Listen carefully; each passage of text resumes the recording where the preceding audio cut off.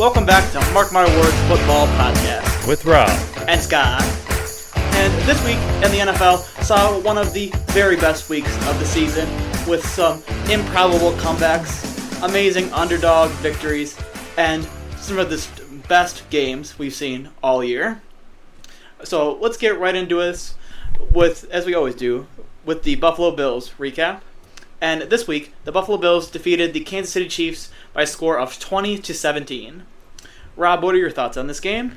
So, me and you were both on the Bills coming into this week, and we are proven right.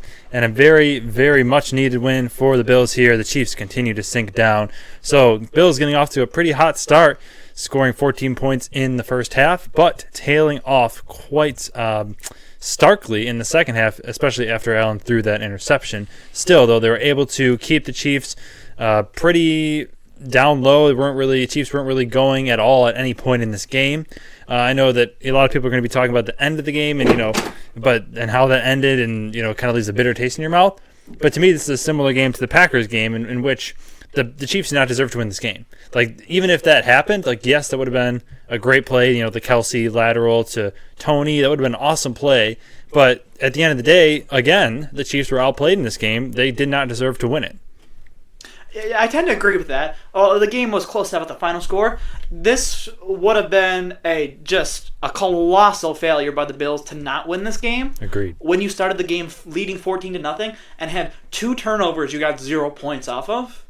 Yes. There was a point in that fourth quarter where I'm like, Chiefs are won. They've won the game. But the Bills' defense was able to hold. I think going into this week, we know how good Kansas City's defense is. So for me, it was about how good Buffalo's defense is, or how bad the Chiefs' offense is. But I think it kind of held up to what I thought, and that it was a little bit lower scoring than maybe you would expect from a Bills-Chiefs game. Yeah, and for me, I'm also a bit concerned about how the Bills finish games. Like you said, it would have been a colossal failure for them to lose, and despite being the better team most of the game, they almost lost. What was going on at the end of the game with that clock management? Down in the Chiefs' territory, you kept throwing the ball over and over again. If you were able to run and get the first downs, and you could have milked the clock out for the entire game, but you just kept throwing incomplete pass after incomplete pass. I pin that just as much on McDermott as I do on Brady and Allen, none of them having the foresight to see, okay, we need to just milk this game out. Yeah, absolutely. I'm really glad you brought that point up, because I remember sitting there as that was happening being like, what are you doing? Yeah. You could have done one run and at least taken it to the 2-minute warning, but instead you gave it back to the Chiefs before the 2-minute warning. Right. Just such mismanagement there. You could have very easily given them more than enough time to do whatever they wanted, but luckily for you, your defense held and got all the pressure it needed to. The Bills' defense actually looking extremely impressive that last drive, getting some great pressure, a few plays in a row to end it. Yes, and that's what I've said. This Bills defense is playing way better than it should be right now with all the injuries they've had. And I believe AJ Epinesa is banged up now. Even though he's been having a terrific season, they just have injuries everywhere, and yet the resolve and the resiliency has been something truly inspiring to see. You just wonder how long they can keep it up. But yeah, really good win for the Bills. I will say, I hear a lot of media talking about, Bills, look, they can win this division. Absolutely they could. The Dolphins look pretty weak right now. Dolphins have a very hard schedule coming up. Bills have an easy one after the Cowboys game. But I don't think the Bills are back. I don't think this was a game where we say, oh, look, the Bills are back. Allen still played very inconsistent in this game, very shaky, and really it wasn't a smooth sailing performance by any account. So I still think we have to pump the brakes a little bit on this Bills coming back, taking the division. I still, for me at least, I need to see a little bit more consistent stretch of football. Yeah, I would agree. This is the best defense they've played the last few weeks, but it was certainly the worst of the Brady era so far. I think there's much better offensive games versus both New York and Philadelphia. Yes, I would 100% agree. And from there, we go on to the Monday night matchup, one of two, the Green Bay Packers facing the New York Giants. So the Giants took this game 24-22 on a last drive field goal led by Tommy DeVito. And what were your initial thoughts from this game?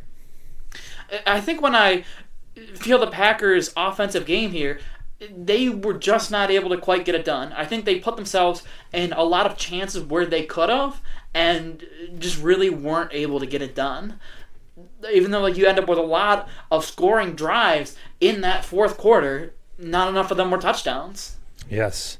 And it was one of those things that right from the beginning, Jordan Love just seemed kind of off, missing a lot of easy throws he had receivers open, he had running backs open, just would overthrow them. And they would always pan to Matt LaFleur's face, just kind of like, oh, these are easy completions, guys. We can't be missing these. Despite that, they're still leading at the halftime. So it's one of those things like the defense is playing well. The Giants really have no offense besides Tommy DeVito, like running outside the pocket. And we still, despite all that, despite all our mistakes, we were still in this game till the very end. And some people blame the defense on that last drive, but the defense did their job for the majority of this game. Your 3 turnovers put them in very difficult positions, and to me, sloppy football and like easily avoidable mistakes is what lost them this game in the offense. Yeah, but I think I do have a little bit of concerns about the defense, allowing over 6 yards per carry, rushing-wise, in this game. Yes, I mean, that is a little bit deceiving just because, it was a lot of Tommy DeVito running. I mean, Saquon Barkley, they held fairly in check. I mean, for a running back of his caliber, I know he had the last drive, he had 2 big runs, and that's really what kind of skewed his numbers. But for the majority of the game, they held. I do worry about their clutchness though. Like they're kind of the bend but don't break defense. But lately, it's like in this game, it was bend and then you broke at the end. So that does concern me. Well, and I think when I feel that last drive for the defense, I think they were playing off too much, and yeah. I feel like that's a trend in the NFL this year, and I don't know why. Teams seem so concerned about keeping the clock running, they're just going to keep allowing plays, and all of a sudden it's like, oh look, now we're in field goal range already, and there's still 45 seconds on the clock. Yeah, I could see that if it was a touchdown that you needed to keep them from scoring a touchdown, but when it's a field goal, if you're getting the ball on the 25-yard line, I mean, you only have to go 35, 40 yards? 45 yards to get into field goal range? If you're playing 10 yards off the ball, it just takes a few plays and you're almost right there. Yeah. And one more thing I wanted to nitpick about the Packers. I don't love the 2-point conversion call. I think you put Reed too far behind the line to gain to get into the end zone. I think there's many other things you could have done to make that better. I don't dislike the call particularly, but in that spot, I think you're just putting yourself too far behind the line when you've seen Love be able to fit it into tight windows, and get some sort of things going on the ground. I just don't love that call in that spot. Yes, well, they were determined to run that 20 times a game. The first play of the game, this game and last game, I believe, was that play. And they ran that play several times throughout the game. It worked once, and it failed miserably four other times. So it's that's not really, it shouldn't be a go-to play in your playbook, but for some reason they just are in love with that play. I 100% agree, though. Put the ball in Love's hands and allow him to make a play, and that is just not the best way to do it. Right. All right, and from there we will go on to the NFL's Clown of the Week for Week 14. Everybody loves a good clown, and now it's time to meet the NFL's Clown of the Week for this week. And this week, the Clown of the Week in the NFL is Kansas City Chiefs quarterback Patrick Mahomes. So, for as much as maybe you want to debate about how bad or good that offsides call was in that Chiefs game, the way that Mahomes behaved afterwards was just absolutely clown-worthy to me. If anybody's seen that clip of him on the field with Josh Allen, not a good game, nothing, just, this call's BS, worst call ever. You've seen Josh in some very bad situations still be courtesy of the team. I don't care who you are and what quarterback you are. If you're going to be that mad, don't go shake his hand. And after the game, just constant in the post-game press conference, blaming on the refs. You have gotten calls that go your way so many times. As soon as they go against you, you're just going to cry about it. I just think that he took it too far this time.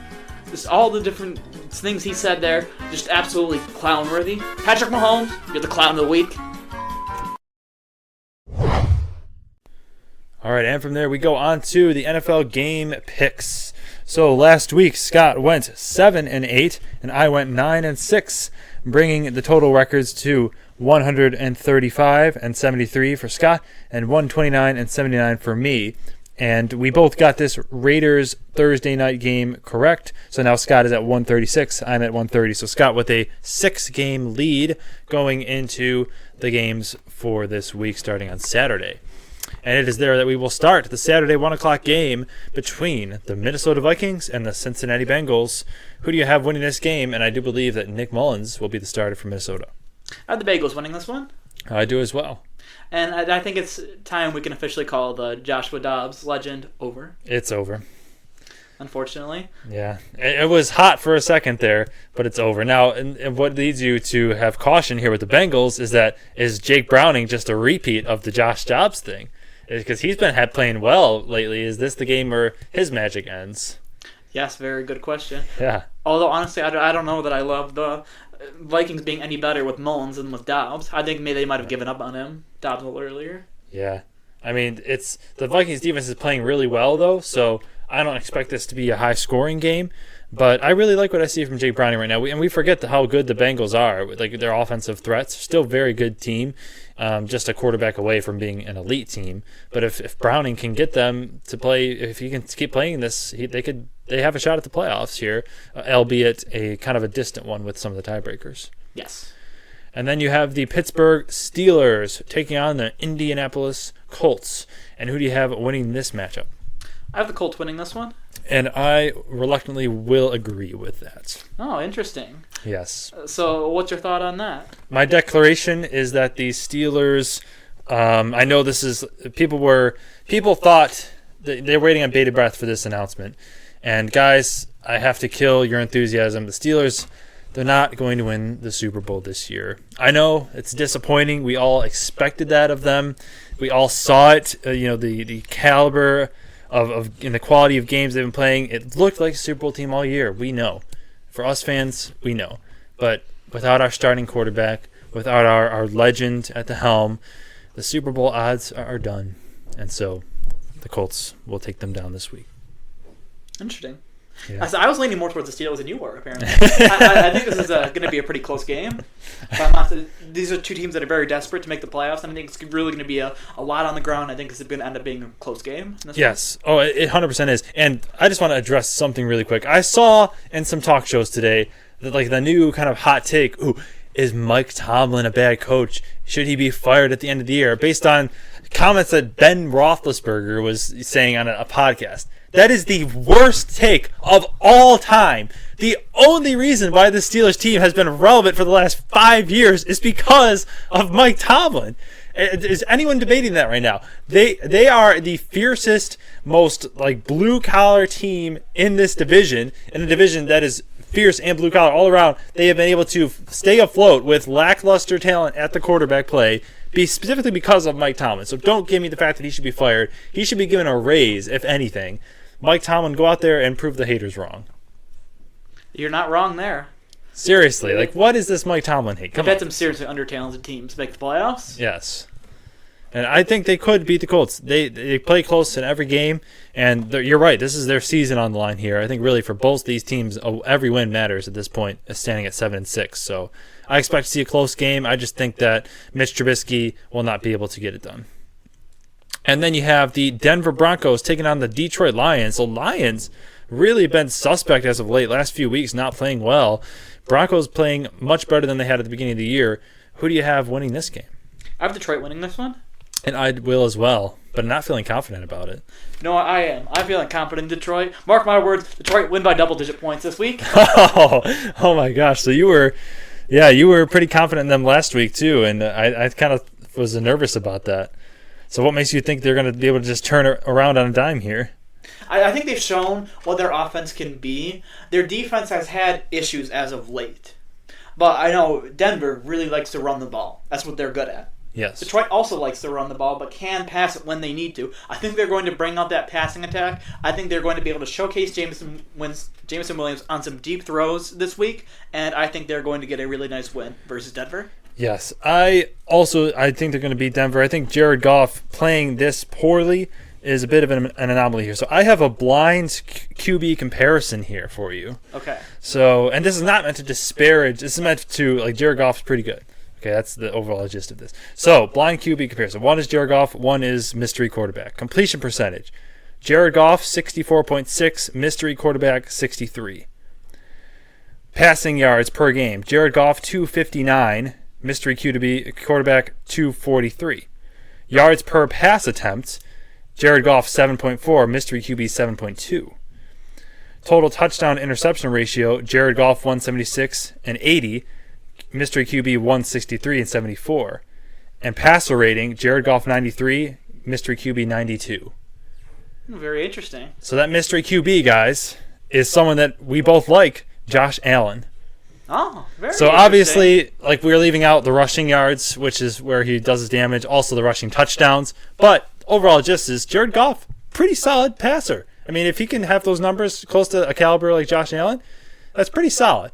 And the last few weeks, people have, kind of been having Jared Goff's head here with all the turnovers. But for the majority of his career, he's been a solid quarterback, and I do believe he can turn this around. Yes.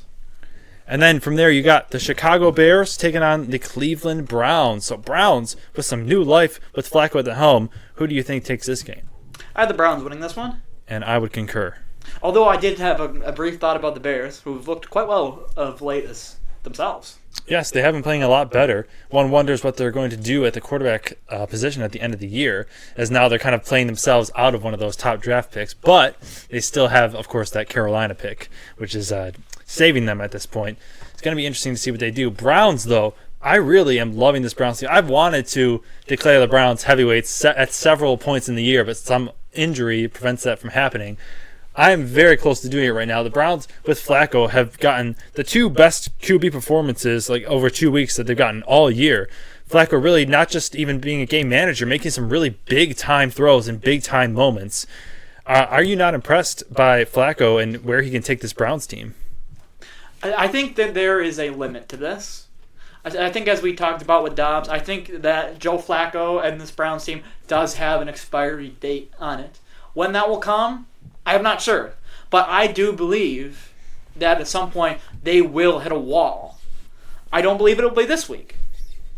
Maybe it won't at all. Maybe it won't be till after the year ends. But I believe that Joe Flacco has an expiry on it, that he's going to be able to be figured out. He's not a mobile quarterback. And I think at some point teams are going to be able to figure that out, and Cleveland won't have enough other options to get by. And to be honest, their defense has faltered a little bit as of late. And they've allowed a lot of points recently. Their last 3 games, 29, 36, and 27 points. True. So that's concerning me a little bit as well. I like Cleveland, but back in my mind, I do have some concerns about them. That I don't think they're like super great contenders in the AFC. Well, I would disagree with that completely, and I am going to throw my hat in the mark my words ring here. So, mark my words, the Cleveland Browns win out this year, and they win in the wild card round. Oh, I like it. Yes. I like it. So Cleveland Browns 5-game winning streak, mark my words, starting this week against the Bears. I really like what Joe Flacco could do. I think he is they just need somebody in there that can throw the ball decently, which is something they've lacked all year long. They finally have it. Let's go. Joe Flacco, seasoned veteran. I don't think he's going to fall prey to the Josh Dobbs situation because he's seen it all and done it all. Already won a Super Bowl, knows what it takes day in, day out. The vibes are good, and Stefanski has really showed that he could be a great offensive coach, just getting someone like Flacco off the couch in right away and playing well. So, yeah, give me the Browns here. In an AFC that seems to be pretty wide open at this point, I'm feeling very confident. All right. And then from there, you got the Atlanta Falcons taking on the Carolina Panthers. And what should be an absolute barn burner, who do you think takes the victory? I have the Panthers winning this one. And I'll go with the Falcons. So interesting with the Panthers pick here. Yeah, I think if the Panthers are going to win a game this year, it's going to be this one. There's not many chances for them to win left. I mean, division, all that. I think they can get a win this week. Yeah, well, I certainly would agree. Like, it'd be weird for them to just finish with one win. I feel like you don't see that too much. And the Falcons are one of the most inconsistent teams of all time. They probably should have won last week. Desmond Ridder throwing the ball fairly well for Desmond Ridder standards, so that probably means that he won't throw it well this week. So, not hating that pick at all. And then you have the Tampa Bay Buccaneers going with the Green Bay Packers. So, who do you think will win this matchup? I have the Packers winning this one. And I'm going to go with Tampa Bay here. Oh, very interesting. I'd like to hear your thoughts on that pick. So on this overall, I see two teams in which they are very evenly matched, I think. The Buccaneers, Packers both have good defenses, but they're the kind of defenses that leave you a little bit queasy towards the end game. At the end of the day, I think the difference makers comes down to Baker Mayfield versus Jordan Love. I just think Baker Mayfield has that clutch gene in him more than Jordan Love does. And for me, the Packers could win this game if they do everything right, but I don't think they will. I think they're still a young team, very bouncy, and so I think the Buccaneers get a couple more clutch plays to take the game home. Yeah, very interesting. I think Tampa Bay is the same in that, where they've just been inconsistent enough as well, where I could see it likely for me that Green Bay could win this one. Yes. Then you got the Houston Texans taking on the Tennessee Titans. C.J. Stroud ruled as doubtful for this game. Who do you have taking the victory? I have the Titans winning this one. And as do I. Yeah, just really an amazing comeback there on Monday night for the Titans. Yeah, just against I went to bed with the Dolphins up by 2 touchdowns, like almost no time left. I'm like, oh, the Dolphins won this game. I wake up the next morning and see the Titans win. I'm like, what happened? That is crazy. I mean, just absolute collapse by Miami. And after what had just happened for Tennessee with the muffed punt, and did you see that it nearly happened again? They put the same guy out for a punt, and he bumps it off his chest, nearly drops it again, but they were able to come down and score on that drive. But if they would have muffed it again, I would have named that the Clown of the Week. Yes. I mean, a very good win there for the Titans. I don't think they're a legitimate fringe team or anything like that, but good win for them, and it kind of saves the season from feeling just like a total loss, especially with the resiliency there with Levis. He's got some potential. He's got some big play potential, so I think he deserves another year. 100%. And then you have the New York Jets taking on the Miami Dolphins. Zach Wilson maybe playing his best game of his career last week and crushing the Texans. Who do you think wins this game? Are the Dolphins winning this one? And I do as well. Yeah, as much of a crazy loss as that was for the Dolphins, I'll pump the brakes a little bit on the Jets beating them this week. I've heard that. I think that's crazy. They absolutely demolished the Jets just a couple of weeks ago. Yeah, I would 100% agree with that. Zach Wilson, though, I do think his time there is done, and him playing with kind of a free spirit, doesn't matter what I do, what are they going to do? Bench me? What are they going to do? Yell at me? Humiliate me? All that's already happened. So I like that. I think it should be a much more exciting game than the first one we saw between the Jets and the Dolphins.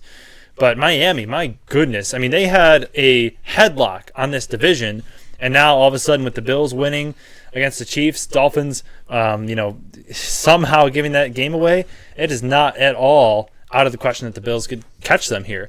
And you need to win this game. You need to win these winnable games.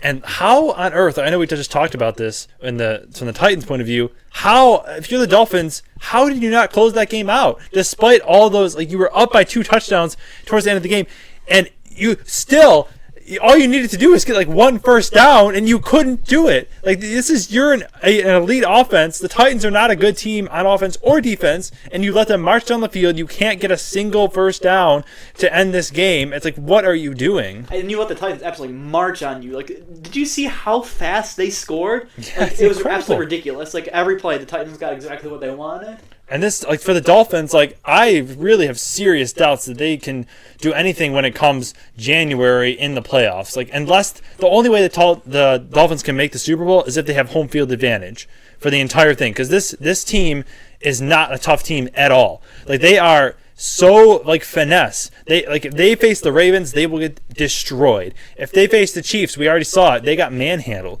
They face the Bills, they got manhandled against the Bills. This is a finesse team. They can only win one way, and it's if they get off to a good lead early with that offensive game plan. And I just don't see this team's. They're not tough enough for me to be able to win in the playoffs. Yeah, I tend to agree. I think they failed all their big tests. Yeah, I mean, we talk about teams not being able to win against other good teams. Dolphins are really the leaders of that narrative at this point. And from there, you got the New York Giants taking on the New Orleans Saints. So the Saints coming off a good win against the Panthers. Giants beating the Packers. Do you think an upset could be in the mix? I'm still going to pick the Saints for this one. And I will as well. Holy cow, 119 passing yards for Derek Carr in that win. When they score 28 points, this is the most ridiculous team, I swear. Maybe the Raiders saw this coming. Maybe we shouldn't fault them for getting rid of Carr. Maybe. Yeah, it is super frustrating though with the guys they have and just how easy this division is. Like you should be like far and away, well maybe not far and away, but you should clearly be the best team at this point, and it's just not happened. It's just so funny to me where I'm looking at the box score for that game and I see Bryce Young, 137 yards, top passing. That is awesome. Oh, yeah. But Saints have got to be the most frustrating experience for their fans there. Just, you know that if you somehow get into the playoffs, like you have no shot. Certainly. From there, you got the Kansas City Chiefs taking on the New England Patriots. And who do you think wins this AFC matchup? I have the Chiefs winning this one. And I do as well. Should maybe a nice little get-right game for the Chiefs, I think. Yes. And, Chiefs, I would say probably not heavyweights anymore in my estimation. Really haven't shown that they can be that team this year. Obviously, we give them the benefit of the doubt, being so good for the last 5 years and winning the Super Bowl last year. But to me, they just haven't shown that they can do any of that this year. Now, despite all this kind of apocalyptic doomsday talk for the Chiefs, their offense is still 10th in scoring. And they still, like, I know it looks bad, but that's just because what we've come to expect from them is for them to be really good. So I think their offense isn't a bad offense. It's just bad for what we come to expect. So I think there's a little bit of overreaction here. Yeah, I think they certainly can be good this year, but right now they're not one of the best. I would agree with that. Over the Minnesota Vikings, I think they really have a legitimate shot to do some damage in the playoffs, hanging with some very good teams as of late. And you have, this team just won a Super Bowl a couple years ago. We know that they have the experience to do that. But if you look at their resume, I mean, they beat the Seahawks, they crushed the Cardinals, they leveled the Browns, and they hung in this game to the very end against the Ravens. So look out for the Rams. Yeah, I think they're going to win these next 3 games and get into the playoffs. Yeah, and I would view them as a dangerous team once they get into the playoffs. They're a solid midweight for me. Yeah, me too. And from there, you got the San Francisco 49ers taking on the Arizona Cardinals. So who do you have taking this victory? I have the 49ers winning this one. And I do as well. 49ers should roll. Not much else to say. Yeah, best team in the NFL at this point. Yes. And there, you got the Dallas Cowboys taking on the Buffalo Bills. Should be a fantastic game here. Who do you think takes it? I have the Cowboys winning this one. And I do as well. I think that, like we talked about, the Bills have been too inconsistent. That I just believe that the Cowboys can take this one. Yeah, the Cowboys have been playing the best football in the NFL the last few weeks. I mean, really just putting full steam ahead. Defense playing really well. Offense playing really well. I mean, leveling their division opponents in the Eagles. Offense really showing well against the Seahawks, and then both offense and defense playing well the last 3 weeks before that. I would argue they should have even won that first game against the Eagles. I would too. And if they had, we'd be talking about like what, a 1, 2, 3, 4, 5, 6, 8 game winning streak. Like they've won 7 out of the last 8. Like this Cowboys team is playing really good right now. And the Bills could absolutely take this game. It's in Buffalo. The Cowboys have not been quite as good on the road, so I wouldn't be surprised if the Bills took this game. But for me, I just can't bet against the Cowboys at this moment in time. Right. And then you have the Baltimore Ravens taking on the Jacksonville Jaguars. Trevor Lawrence still a little bit injured with that ankle. Who do you think takes this game? I have the Ravens winning this one. And I wanted so badly to pick against the Ravens, but I couldn't bring myself to do it. I will take Baltimore here. Yeah, and Baltimore still being able to put out some decent yardage, but still not always getting the most points. Chargers game, for example, but a good offensive production last week, and some more of what I think can be seen to come in the playoffs. Yes, and both quarterbacks not playing as well as I think their potential, but I do think Lamar has had slightly a better season than Lawrence at this point, and will be able to get the job done here against the Jags. And then you have the Philadelphia Eagles taking on the Seattle Seahawks. So who do you have taking this battle of the birds? I have the Eagles winning this one. And I do as well. Yeah, Eagles coming off an extremely rough stretch here, just playing just a brutal schedule, and you can really see it wearing on them at this point. And I would not write this game off as a win here because I think it truly is a fatigue factor with the Eagles. I saw an interesting stat this week for you. It says since 2000, there have been 106 teams with 10-plus wins through Week 14 of the NFL season. Among that group, the 2023 Eagles rank 103rd with a point differential of plus 21. Well, that is a little bit deceiving based on who they faced. You look at teams like the Rams, you look at the Dolphins, the Cowboys, Chiefs, Bills, 49ers, Cowboys, all in a row. It's pretty a difficult schedule, as hard as you can ask for in this league. So I think that stat is a little bit deceiving. And for me, it's not about, I know for you, I think it's the exact opposite with us. It's not about, to me, how you win. It's about if you win, if you're a good team. Like, because in the playoffs, when we talk about Super Bowls, we don't talk about style points. We talk about, can you win this game? And I think the points of, like, when you're facing a good team, like take the Bills game, like do that little bit at the end to make sure you get over the hump and win. That is huge because the Bills, every single year, the Bills have a phenomenal point differential. They are awesome and they look great every year. But what do we always say about them? They can't pull out the close games. And the Eagles have made a Super Bowl, the Bills have not. And I'm just saying this because winning close games is a good thing. I know we talk about losing close games, like, oh, look, they lost a close game. That's good. But now somehow winning close games is bad. Like, that is just like, it's backwards logic to me. So to me, I think that the Eagles pulling out some close games, that's a good thing. But the fatigue on them is just wearing them down at this point.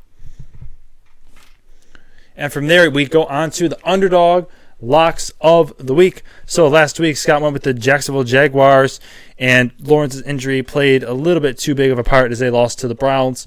I picked the Bengals, and they were able to beat the Colts. So both of our underdog lock records are 3-10. And Scott, who do you have this week as your underdog lock? So this week, my underdog lock will be the Carolina Panthers. Oh, nice. Yeah, like I said, I think this is just a week for that game, and this is the first team that jumped off the board to me. And I'm like, you know what? This just feels right. That's exactly what I said the last time I picked the Panthers. Did not go well at all, but we're doing it again. This feels right. Carolina. Yeah. And for me, I'm going to go with the Dallas Cowboys here, playing a game in Buffalo. Like I said, Dak Prescott and the Cowboys playing the best football in the league at this point. I can't believe that I'm getting them as underdogs, and I'll take that opportunity. So Cowboys underdog lock for me. Good stuff. Yeah. And from there, we'll transition into Rob's fantasy starts and sits of the week. So let's recap how we did last week.